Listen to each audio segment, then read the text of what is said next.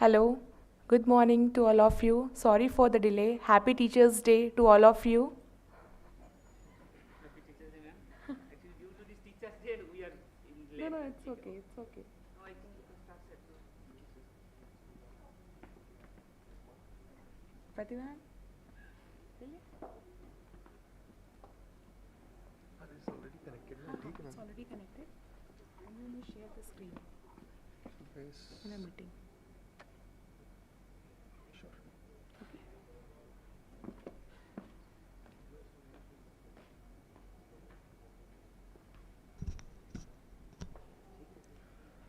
So yesterday, first of all, good afternoon to all the students. Happy Teachers' Day to Ajay sir and all the faculty members who are present. And what I would like to highlight today is uh, the kind of projects that could come under the fintech domain. So initially, yesterday we discussed that students should come up with project proposals, and the most number of students who came up to me were for food delivery services. So I get to know that the mess food here is really bad, and the delivery services are not available.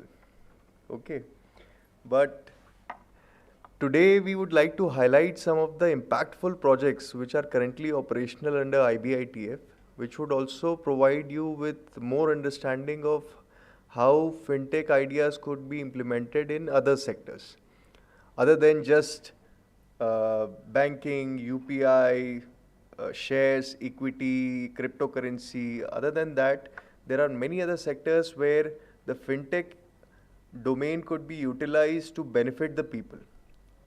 And these people could be from uh, basically from just like us, or even the marginalized people who don't have means to improve their lives.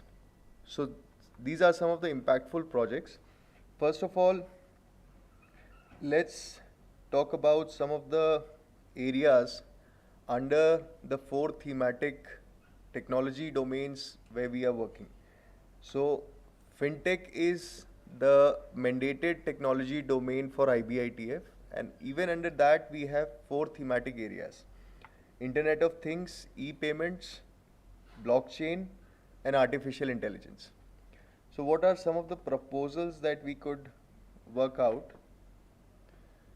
So, first of all, Internet of Things.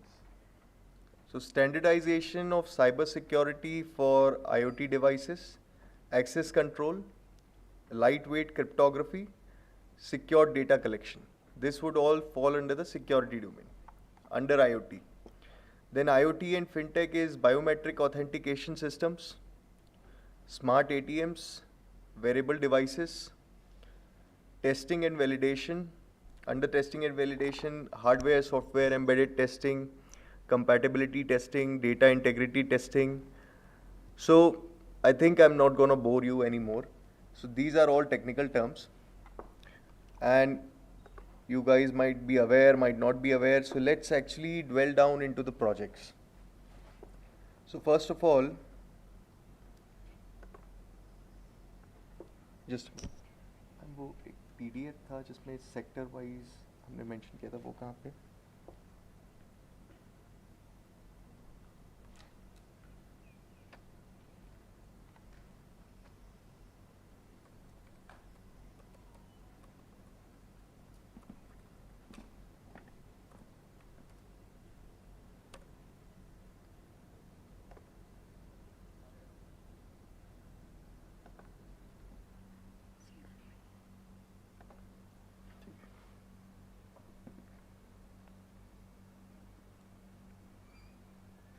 How to make it full screen?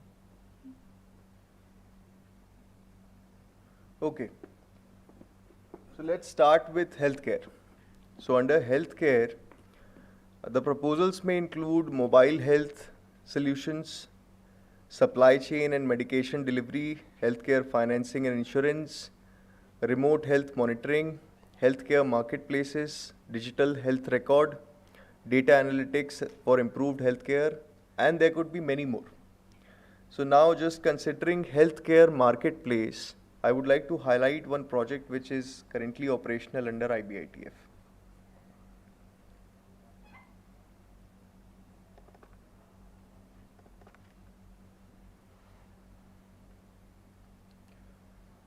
So the title of the proposal is Design and Development of an E-Market Platform for Affordable Indigenous Medical Devices Promoting Self-Reliance and Make in India campaign.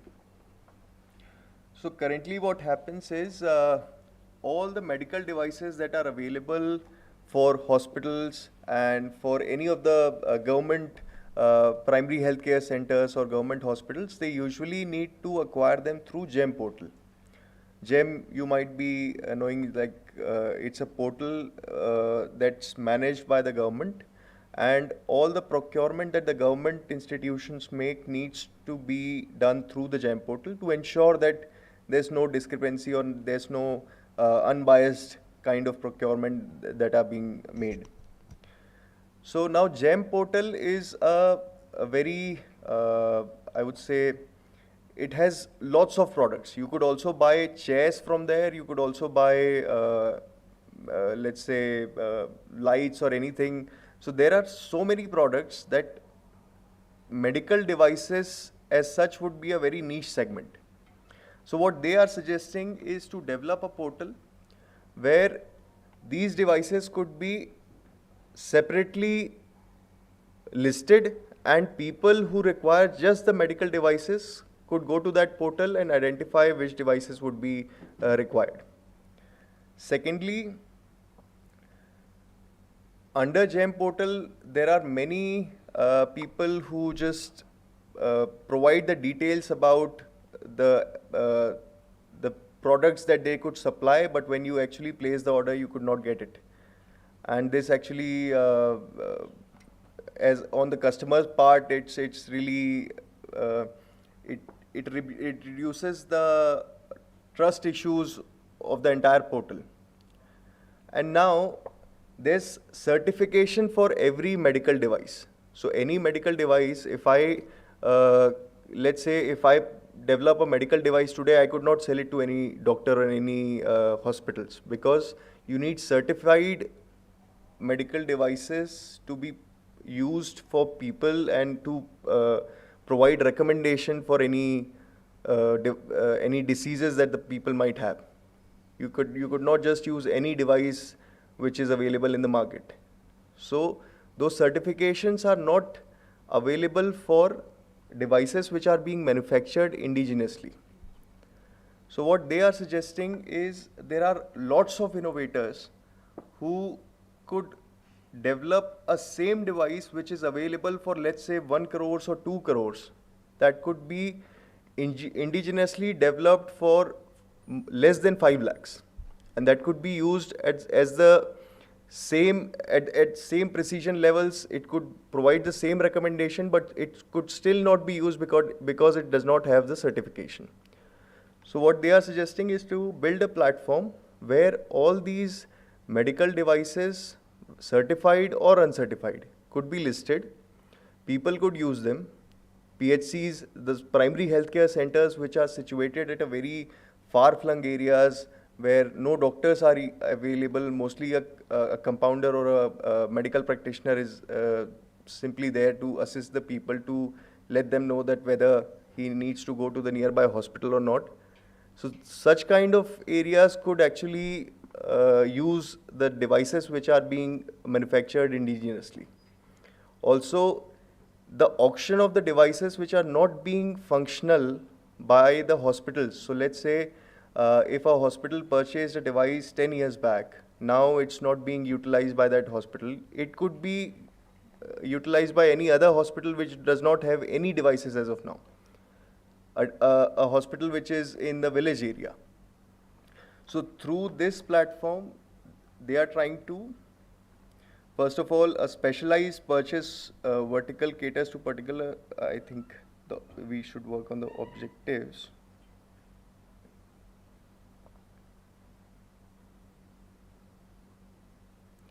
Electronic marketplace for affordable and indigenously developed medical devices following the government calls for self-reliance and Make in India, bridging the gap between innovators and end users for affordable indigenous medical devices via an e-market platform.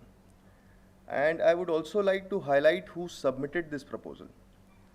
So as you can see, both the PIs, the PI and the co-PI, are actually doctors from All India Institute of Medical Science, Raipur. And one of them is also an innovator who has developed multiple medical devices in the past, Dr. Amrit Dikshit. So they are already aware of the pain points that the innovators are facing, that the primary health centers and the hospitals in the villages are facing. And based on that, they submitted this proposal that if a platform could be there, it's going to help a lot of people. It's going to help the innovators, it's going to help reach these medical facilities to a very internal area or like a very distant area, village area. So that's the kind of proposals that we are trying to identify, where you've already done a preliminary market research, you have basic idea about what you're proposing, and how are you going to implement that. You also have expertise and skills when you submit a proposal to us. So this is the first one.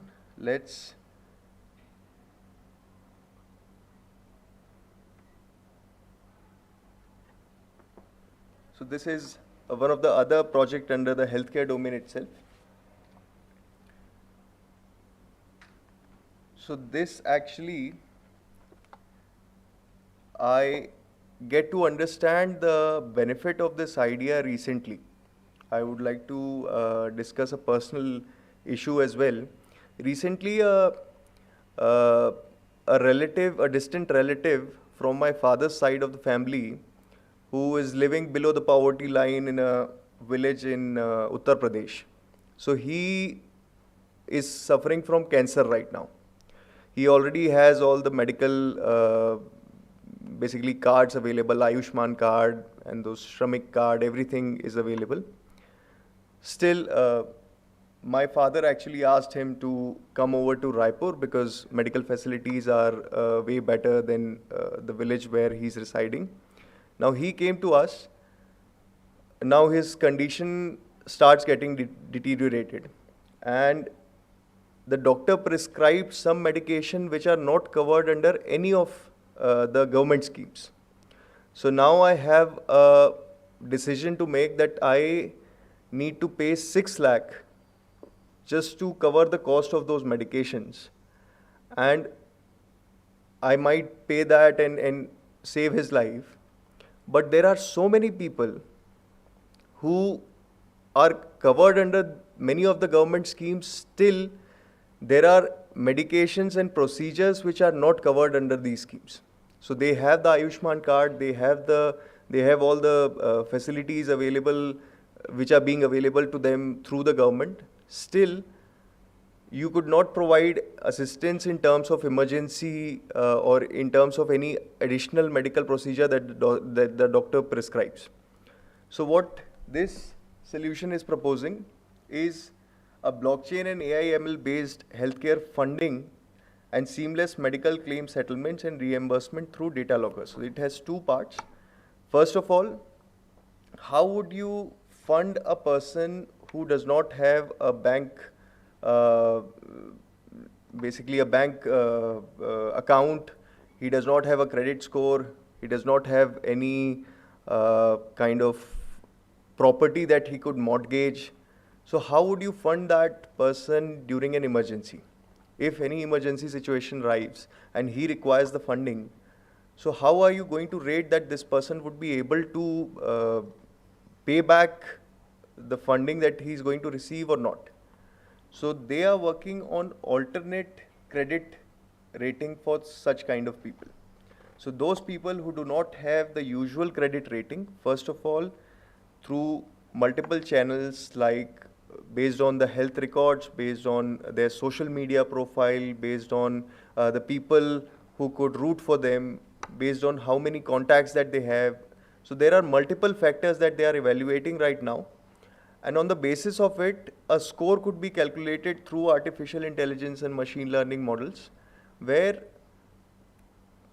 crowdfunding could be gathered for these kind of people. You could only provide a minimal amount, let's say 10 rupees or 20 rupees under this platform, and it would go to people who are having a good score through the mechanism that they are working out. The second thing is claim settlements and reimbursements through data locker. So here usually what happens is when you go to a hospital, uh, the insurance provider, before even getting admitted, you need to mention that you already are covered under insurance or not. And then if you're covered under insurance, you just need to give them your insurance card or the details, and everything would be covered. But for some patients, what happens is the payment of the insurance, it's going to take a lot of time. Usually, some amount would be covered under insurance, some amount you need to pay. And then there are very like lethargic regulatory mechanisms where you need to provide all the details about the procedures that have been taken place in the hospital, and on the basis of which the insurance agents would decide how much uh, uh, amount could be provided to you for this procedure.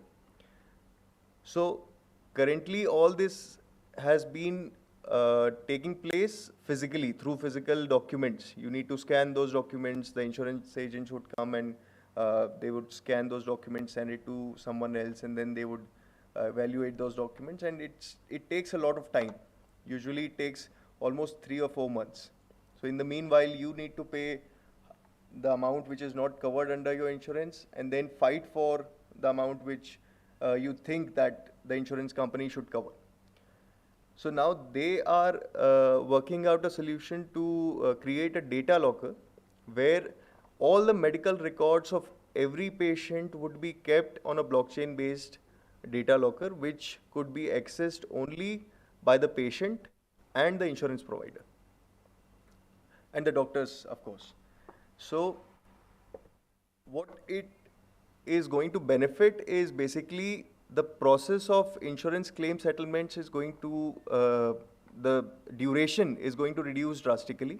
At the same time, it's going to be very transparent to everyone. Also, there are certain recommendations by the doctor which is just written over a paper. So it's not legible to the insurance provider, then he'll again connect with the doctor and ask for the details. So they are also working out a solution where it could be translated to the digital form, and then it could be transmitted through this data locker. So this is the other solution. I hope these two solutions might invite other ideas in the healthcare sector if someone is working a solution in that sector. So now going forward, agriculture.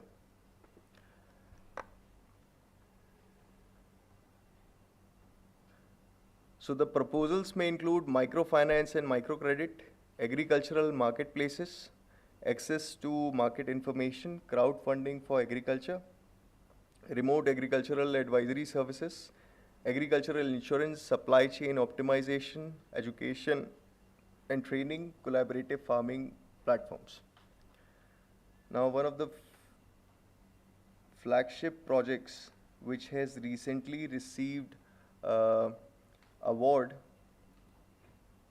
by the government of India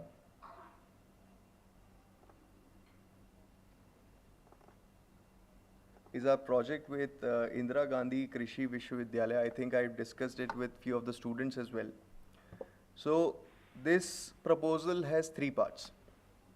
First of all, seed traceability along with IoT-enabled precision agriculture and AI-powered lending renting of farm implements.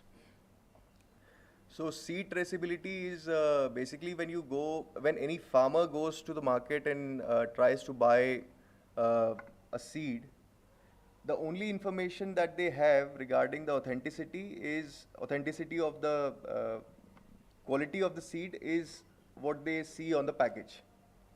So if any manufacturer who is not uh, able to sell his seeds in this season, they usually take it back, repackage it, and again sell it. So what's the loss for the farmer here? They get bad quality seeds and they put in their entire efforts, they put in the entire money or entire savings that they have to grow those seeds and produce the crop. And let's say after 6 months they get to know that the seed was not of good quality because the produce that they get is not of the amount that they were anticipating. And there are so many other factors affecting the overall produce or the overall productivity of the crop that you could not pinpoint that because of the bad quality of the seed, you did not get the productivity. So it's an easy, basically an easy way around for seed manufacturers to just remanufacture the previously used seeds and deceive the farmers. So what they are suggesting is a blockchain-based traceability solution where any seed produced initially by IGKV will have information about when this seed was produced, from where, which family or which, I'm not an agriculturalist, so I'm not aware about these things, but every information about the seed which the farmer needs to know could be included in the blockchain, and a simple QR code could be included in the packaging of the seeds, where a farmer could just scan that code and get to know when it was manufactured, what quality of seed it is, how much time it has been since the packaging. So this is going to drastically affect the produce or the productivity of the crop that the farmer is working on for the next, let's say, 6 months or 1 year. Apart from that, IoT-enabled precision agriculture. So they've built a simple device which could be inserted in the field for, let's say, 1 or 1.5 feet, and it has IoT sensors, different IoT sensors measuring different things. One of them would measure the amount of water which is available in the basically in the land. One of them could measure the amount of nutrient level, potassium, other nutrients that are required for the particular type of crop. And these IoT sensors could provide an intimation to the farmer whenever those level falls. So let's say that particular crop require 70% or higher. I'm just giving you an example. So let's say a crop requires 70% or higher amount of water content in the soil. So whenever the content of water reduces less than 70%, it will intimate the farmer that you need to water your soil. Same goes with the including the fertilizers and organic fertilizers or any of the pesticides that they would be required to use. So all those information could be relayed directly to the farmer's mobile device, and they could get more information regarding how to increase the productivity. And it's on a very live kind of thing. So you could also receive that information in the night that you need to ensure that the water levels should be maintained in your soil. So that is going to drastically increase the productivity of the crop. And then lending and renting of farm implements. So there are many farmers who have threshers, tractors, the big farmers who have huge land, and they have acres of land where they farm. So they usually have a lot of farm equipment, implements. And they usually use these farm implements during the sowing season or during the harvesting season. And that too for a couple of days. Other than that, all these farm equipments are just sitting idle. So other farmers who could not buy these implements could actually rent them from the farmers which are nearby, which are situated nearby. So they have built a platform where only clicking a picture of the farm implement will upload it to this entire solution that they are building. Do you have a question? Oh, I thought you raised your hand. Sorry. So they just need to click a picture of the farm implement, and it could be all the information about the equipment. Let's say it's a thresher. The farmer might not know what it is called, how is it going to be used, who is it, for which crops it could be used. So all that information could be directly found out from the internet, and it could be placed in the platform. And those farmers who are living nearby who does not own these implements could rent them directly from the big farmers. So it's a win-win situation for both them. So this is, again, the principal investigator, if you see, is Dr. Ravi Saxena, who's professor and associate director research of Indira Gandhi Krishi Vishwavidyalaya. The co-principal investigator is Abhishek Kaushik. He is from Ministry of Electronics and Information Technology, who's helping them to build the blockchain network. And there's one other co-PI who's Kalpana Banjare. So I would like to highlight that whatever proposal you're suggesting or whatever proposal you're submitting to us, you should be aware about the initial market research, the requirement, the problem, the solution. And then if you submit the proposal, it's going to be much more valuable for us and much more easy for us to fund. If you only consider this solution from one end, that I am facing a problem, I was just discussing it with one of the students, that the ride sharing apps are currently not available here. So if you just consider this solution from one end, it's always going to be an incomplete solution. You need to ensure that you participate, you have the participation of all the stakeholders that would be involved in the implementation of this solution. So they have already discussed it with multiple farmers earlier. They have conducted multiple workshops, and based on that, they have came up with this solution, that these three solutions are required for the farmers and it would be very helpful for them.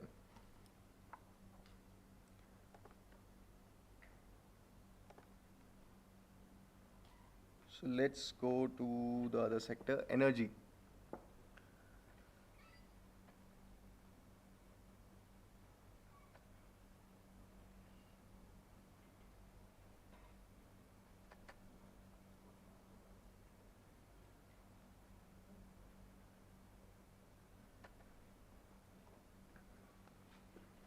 Okay, digital twin and degradation prognostics of energy storage system for actuarial analysis. It seems like it's very difficult to understand, but it's a simple solution. They are actually developing a digital twin of an EV battery. So there are multiple factors that could affect the battery life of these EV batteries. Even if you park your EV vehicle in under a shade, or if you park it, let's say, out in the sun or rain, that could also affect the overall life cycle of your EV vehicle. So what they are trying to include is all these factors could be evaluated and all these factors could be identified at a very precise level, that how much battery degradation would happen if you, let's say, ride your vehicle at a particular speed. So if you go above 80, let's say 80 kilometer per hour, what will happen to your battery? because currently there are so many companies who are manufacturing EV batteries, and they are all saying that these batteries are going to work for the next 20 years, let's say. Or if they do not work, just come back to us and we'll replace it. But there are some essential conditions. There should be some ideal conditions under which these batteries should be kept. Otherwise, going forward, we all know that India and every country is going to adopt EV technology and those technologies which are not using fossil fuel. So if you consider the future, the entire supply chain of, let's say, delivery, your transportation system, everything would run on these systems. These EV technologies, hybrid, recently ethanol, 100% ethanol vehicle is also inaugurated by Shri Nitin Gadkari recently. So some kind of study needs to be made to identify the ideal condition for these, for keeping these batteries.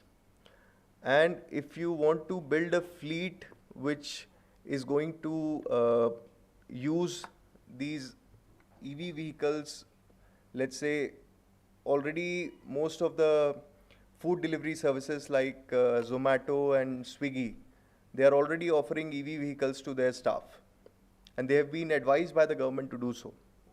So now there should be some ideal conditions to how to operate these vehicles. What would be the ideal condition to park them? How much should they be charged? Overcharging, how is it going to affect the battery life? And even where do you park your vehicle? So all these conditions could be identified through and basically a digital twin model, where digitally it could be accessed and live performance metrics could be identified through integrating it with existing EV vehicles. So this is also a very nice project which IBITF is currently funding.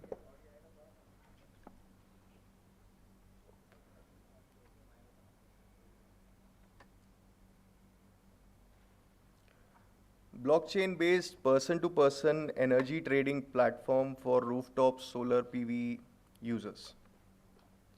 And all the projects that we've discussed so far are under FinTech, because they do have a component where the financial or the basically improvement in the finances for people, or either the solution itself is included. So blockchain-based P2P energy trading platform for rooftop solar PV users. This solution is also a futuristic solution. India recently in the Paris climate summit has already they've been mandated to reduce the carbon emitting levels to 50% of what we are currently emitting. So now going forward, the energy should be coming from renewable sources, and basically solar energy could be. These are already supplying power to the nearby areas as well as the industries. But still, how many people among us have solar rooftop installations in their house? Could you please raise your hand? So how many of us sitting here have solar panels installed in their rooftops? So out of all these people, just 2. And the main reason behind it is basically the cost, and this thing is already one of the reasons, but as the technology is advancing, it's going to reduce. But what's happening is you usually produce much more than you consume. Solar power is not saved anywhere. It's when you install that those solar cells, so the energy needs to be consumed at a very, like it should be consumed as soon as it's produced. So now, solar PV solutions on the rooftops are not being currently being worked upon, and people are not accepting this as one of the options. As we are already aware, like we've been taught since grade 3 that what are the benefits of using solar energy, and we are already aware it's going to reduce the cost of energy for us, but still we are not using it. So they are actually trying to build a platform where if it's installed through the government intervention, these the energy that is produced could be sold to the grids.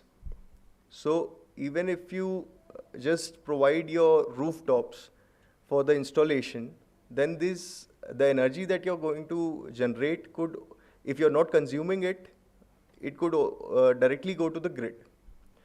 So that's one of the solution. And Dr. Rhythm Singh from IIT Roorkee, he is actually working on it. Dr. Raksha Sharma, he's also from IIT Roorkee.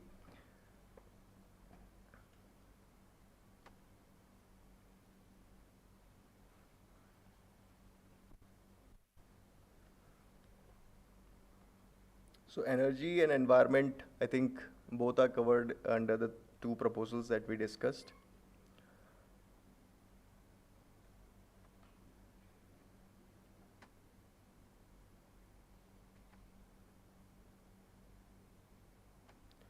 So under transport, on-demand transport services, transport information services, emergency assistance and safety, vehicle rental services, digital bus and train ticketing, navigation and route planning, infrastructure mapping, micro insurance for travel, etc. So under this sector, we have funded a project under Dr. Arijit Mandal from IIT Patna, who is working on a smart revenue optimization framework for on-demand scheduling and routing of heterogeneous EVs. So as we were just discussing that going forward, all the fleet management and all the delivery services and transportation would be done through electric vehicles. But as we all know that it takes a lot of time for them to charge. So how are you going to manage a big fleet of, let's say, 1,000 vehicles? How are you going to ensure that the delivery is ensured on time, and at the same time, the charging time is not being a hindrance in the entire value chain? So they are developing a smart solution where based on the downtimes and based on the required times, they would actually include the charging times in between. When to charge, how much to charge, so everything would be managed centrally. So they are working from IIT Patna. Dr. Arnab Sarkar is from IIT Kharagpur, and Samrat Mandal is from is also from IIT Patna. So a software platform for smart EV logistics, basically, and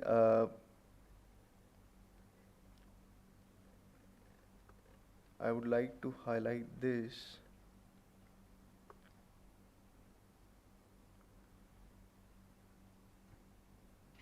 So driver to vehicle mapping, vehicle route planning, charging scheduling, all things would be managed centrally, and this could only be like if we are anticipating to set up an EV vehicle fleet of, let's say, 1,000 cars or 1,000 vehicles, then it has to be managed centrally. Otherwise, you'll have a lot of downtime, because the amount of time required for their charging is a considerable time, which could be a loss for the business.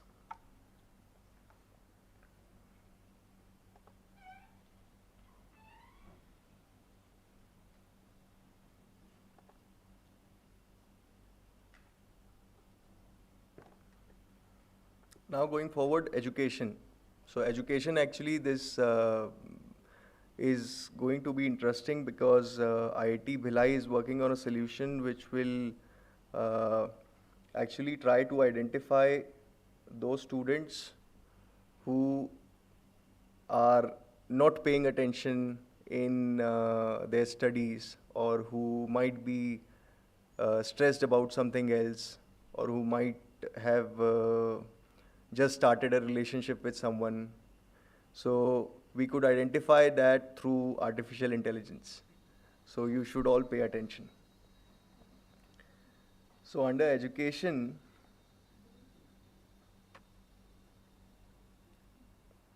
now on a serious note, actually what happens is in any of the IITs or any of the centrally funded institutes, government pays a lot of your entire component of the fee is covered by the government grant. So you just have to pay a little amount of your fee. The rest, everything, maintaining these infrastructure and everything is managed by the government grant. So any student who has studied a lot till standard 12th, and then coming here to reputed institutions to actually make a good life of themselves, for themselves. So if even one of that student lost their lives, it's a huge loss for everyone.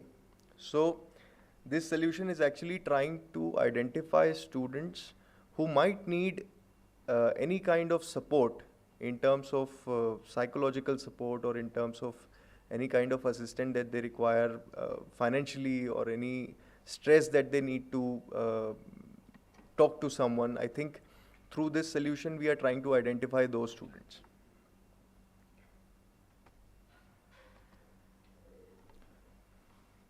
So most of the educational institutes abroad, prestigious educational institutes, they usually have a card.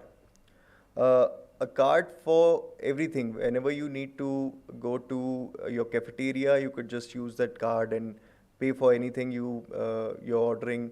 You could go to the library and issue books. You could go to your class and open the gates, and it will register the attendance. So there are so many basically usage of a seamless educational campus, like smart card for these students. But now the data that has been collected is not being used by any of these institutions as of now. And most of the institutions in India are not even utilizing this seamless smart card payment and smart card usage for the students. So what we are trying to do, it's actually Dr. Amit Dhar, who is from IIT Bhilai. He has recommended this proposal. And as you can see, Dr. Rahul Jain, he is also the FIC DOSA, which means Dean of Student Affairs. So they together have submitted this proposal where the individual data for data for individual students would be captured anonymously, without the name, without the information of the student, and it would only detect anomalies. So let's say you usually spend at least 70% attendance. We usually see that you have for the last 3 semesters, and in this semesters, all of a sudden you start missing your classes. All of a sudden you start not going to the mess. It would not work here, I know, because no one you go to the mess to have lunch or dinner. But anyhow, basically we are trying to detect the anomalies. Any behavioral anomaly that could be detected by the system could trigger a response in terms of just to identify that student and identify if the student is in distress. So this is going to be very helpful for basically reducing the number of suicide cases in campuses. So even one student, if him or her is losing their life, then it's a big loss for the entire institution. And through this solution, just by detecting the anomaly, we could uh, actually support that student at a very initial phase. And it also includes all the payments that you do on campus, so it has a fintech angle. That's why it's being considered under IBITF.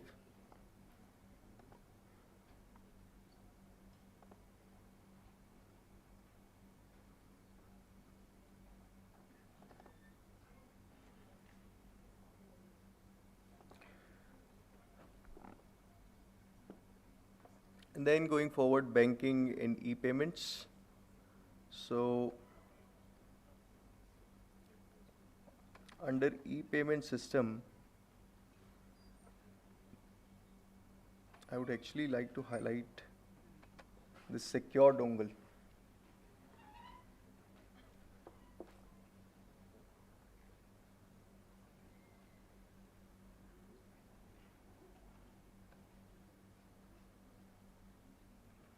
So this has been developed by one of our professors.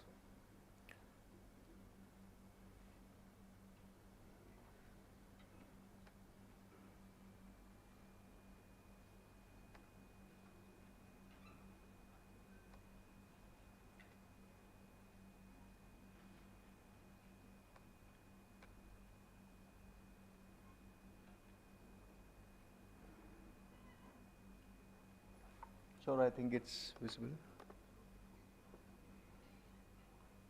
Okay, you could not hear the sound. But basically, what he's trying to explain is it adds a added layer of security to any financial transaction that you do. So most of the financial frauds that are happening currently, mostly like 90% of those frauds happen usually through a link. So you will receive a link on your phone. It could be through any backstory that you could register, you could pay for, you could go to this link and then you're going to get a lottery. There are many forms of like frauds happening online. But basically, you go to a link and make a small payment. Once you make the payment, the hackers or the people who are executing this fraud usually have the access to your mobile phone. So even after that, you will receive a text that you've made a payment of 25 rupees, and mostly after 5 or 10 minutes, you'll also receive a text that 80,000 rupees also have been debited from your account. So usually how it happens that they have access to your mobile phone. They have access to everything that you see on your phone. And the OTP that you receive from the banks could also be seen by them. So usually it's very easy for them to just make any transaction on your behalf. So what this simple token does is you could set up a limit. Let's say for someone it could be 1 lakh, for someone it could be 5,000. But any transaction above that limit would require the physical insertion of this token to your laptop, and we are also developing a token for your mobile phones. So any transactions happening over a certain limit would require the token to be inserted. So even if the hacker has access to your phone, even if he could see the OTP that you've received after multiple authentication, so he knows your password, he knows your bank account details, he knows your login ID credentials, and even if he knows your OTP, still the transaction could not be executed without the use of this token. So this token has been indigenously developed. The entire, everything in this token is developed in India. And most of the tokens available online are mostly like Chinese tokens, which are again a security issue for many of us. So this is getting good recognition from multiple government departments, and we are also working with the police department of Chhattisgarh to actually popularize this as one of the solutions for reducing these financial frauds.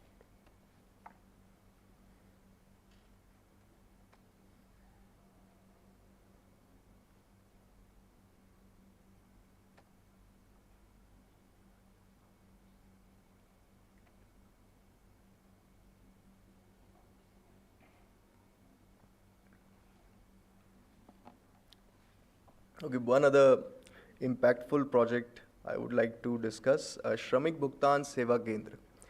So, people who are residing in the far-flung areas and villages. 5 minutes because we have to start to the after post lunch session at 2 p.m. Just last. Okay, and after you finishing, I will just take 2 minutes to announce that. Sure. So, Shramik Bhugtan Seva Kendra.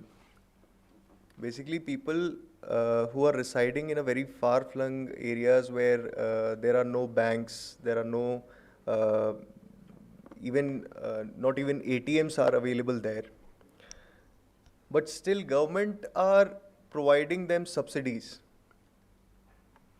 Maybe these are farmers, maybe they are people from very marginalized communities. So they have a certain monthly payment from the government that should be made to their account. And government actually invited everyone to open the bank account. They've already, let's say, set up his or her bank account, and money is also being deposited to their account on a regular basis. But he's not able to get that money from his or her account because they don't have access to banking services, or they do not have access to even ATMs in their villages. So, to solve that problem and to just to get that monthly subsidy from the government, they have to travel for, let's say, 50-60 kilometers using public transport or using any of their own convenience just to get that money. And most of the subsidies utilized in the travel cost. And then currently it's being if because they do not know how to operate these ATMs, or they do not know how to get the amount from the bank. So what they usually do is they give all the credentials, all the ATM cards, their PIN code to someone from their area who could go and collectively get the amount for everyone. And they usually charge a fee free from these people. So those people who should actually get the money in their hand are not getting it, and there are certain middlemen who are actually charging a fee to just to give them the money in their hand. So what this proposal is actually proposing is to set up Shramik Bhugtan Seva Kendra. I'll show you a diagram, I think that will here. So approving authority, machine learning based, auto approved approving authority would be there. The nodal office server would be joined with the cloud storage. And these Shramik Bhugtan Seva Kendras would be set up at a very distant villages. And based on biometric, face recognition based registration and Aadhaar based registration, it could be multiple authentication could be set up. And based on that, the beneficiaries could get the amount directly in their hand. They do not have to pay the middlemen any extra amount just to receive the subsidy that have been provided by the government on a regular basis to them. And they do not have to travel anywhere to get those subsidies. So that's also a great, I think, project which is going to be very impactful. So these projects I've actually discussed just to showcase that it's not just about e-payments or shares or equity or cryptocurrency that we are inviting proposals on. It could be related to any sector. Still, it could have a fintech based or a financial angle that would benefit the people, or that would benefit the people or the customer segment that you're targeting. If you could identify a solution, and if you could identify a problem, and if you could propose a solution that is going to solve a problem for a certain number of people, we are happy to fund it. Okay. So with that, I think I gave you much more information to. Can you open the laptop? Sure. What are the domain you have mentioned? Agriculture and just I want to see 2 minutes. Agriculture, what are that? This slide. And even like as you can see here, any other relevant sector, broad area related to fintech that could improve the lives of people, not just from ST community, any community. This special call is related to ST, but any ideas are welcome. So thank you. Thank you, sir. See, actually, before going, before going to closing of this first session, now I request to you that you think about which problem area or problem domain you can choose. I think now you have got the little idea what are the area you can be do, right? If you are interested for suppose banking, you can think about banking. You can, if you think e-payment, I think agriculture, there are students, they are asking to the, you can think about for the agriculture domain, and that will be also good for you. There are some, I think, there are other is there. What are the other? Like healthcare, agriculture, energy, transportation, education, environment. So there are so many sections are there, so many sectors are there. Just you choose any one, right? Everyone, as per your suitability, you choose any one. You may choose energy, you may choose transportation. Some are also thinking about that this transportation also, because Mizoram there are so many problems of transportation. Some development of some app, something, because you have that mind. So just I want to give a reminder. So what are the last date of submission of project? What are the last date? 10th September, 5 p.m., right? So how many days is left? 5 days. How many hours? 120 hours. So out of this 120 hours, you have to spend how many hours? 2 hours only. You have to spend for the 2 hours. Can you spend for the 2 hours out of this 120 hours? So just 2 hours you need to be study of the domain, and 2 hours you need to write the proposal. This is the things. So how much amount you will get the scholarship, this fellowship? How much amount you will get the fellowship? 7,500 per month for 1 year, initially for the 6 months. Just you calculate total amount, right? So I think, and so I am not talking about the amount. Another thing is that you will get a certificate. From where you will get a certificate? IIT Bhilai. I think you know the brand name of the IIT. It changed your career. It changed your all your future life. So it's a good opportunity for you. Clear? So if you have any doubt, I think, sir, please share your email ID only. So they can, otherwise in the second half we will be share the email ID, because there are 3 modes of submission. Either you can submit the hard copy, right? Or you can submit, when you submit the hard copy, please you mention your name and as well as the institute name with your contact address like email ID, phone number, etc. Again I am repeat, if you submit the hard copy, please mention your name as the department as well as your institute link. Like if you are from NIT Mizoram, please mention your NIT Mizoram. If you are Mizoram University, please you mention your name and as well as your institute name. Give your contact address like email ID, phone number for the future contact to get the approval, to get the confirmation that your project approval is confirmed for getting this fellowship, right? So you just close your eye, you visualize that maybe in the 15th September you are getting this mail, right? Can you expect that thing? 15th September you will get this mail, your project proposal is accepted or approved, and you will have your fellowship is also in sanction. Okay? So we'll share the email ID. This is, please you note down your email ID, please. Everyone, please. All the students are requested to please note down your this email ID or you taken photo. So again I am repeat 3 mode of submission. Hard copy if possible today you can submit the hard copy. Otherwise you can submit this email ID. When you submit this email ID, please mention the subject name properly. Like you have to mention that student you are applying for the UG student fellowship, your name as well as the institute name, so that because so many application they will receive, so they have to recognize that who have submitting, which institute is submitting for what purpose, like UG fellowship, PG fellowship or the PhD fellowship. Okay? So please take care of this. Today will be lunch is ready. So now you take your lunch. Now in the from 2 p.m. Those who are ready, you can share your project proposal. So I think you have to. So 2 p.m. will be go for the some faculty project proposal also, and as well as the student project proposal. Okay. So from 2 p.m. is the most vital, because if the expert are impressed to you and they can give some suggestion also.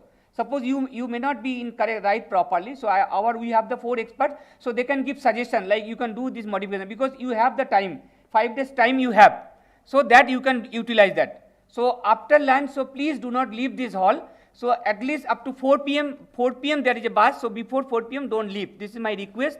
You can be listen, if you have, even if you not able to write, you come as you tell your idea. So they will help that how to write the proposal. And if you need it, we can share the sample proposal also. I am also discussing. The student who have submitted the sample proposal from the other institute, that we are ready to share to you also. So please you go through, you can go through the sample proposal and you write according to your proposal. Okay? Thank you. Just one more thing I would like to add.